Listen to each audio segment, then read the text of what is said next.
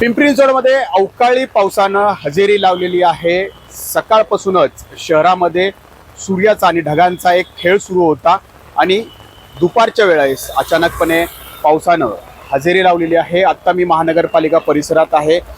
अचानक हा पाऊस आल्यामुळं इथं अनेकांची तारांबळ उडालेली आहे। आपण इथं बघू शकतो की कुणीच छत्री घेऊन सहसा उन्हाळ्यात बाहेर पडतच नसतं, त्यामुळंच ही परिस्थिती उद्भवलेली आहे। आणि हे सगळे जे महानगरपालिकेत कामाला आलेले आहेत, काही गोष्टींची त्यांची पूर्तता करण्यासाठी आलेले आहेत, परंतु अचानक पाऊस आल्यामुळं आपण बघतोय की अनेकांना या ठिकाणी धावत पळत आडोसा गाठण्याची वेळ जी आहे ती त्यांच्यावरती आलेली आहे। खरं तर हवामान विभागाकडून गेल्या 2-3 दिवसांपासून अंदाज वर्तवलेच जात होते आणि त्याच अंदाजाला साजेसं या ठिकाणी हा पाऊस जो आहे तो या ठिकाणी अपेक्षेनुसार आलेला आहे। परंतु या पावसामुळं अनेकांची तारांबळ उडाली आहे। परंतु गेल्या काही दिवसांपासून जो उकाडा होता, या उकाडापासून काही काळ का होईना या सगळ्यांची सुटका होईल। मात्र पाऊस थांबल्यावर पुन्हा एकदा हा उकाडा जाणवणार आहे।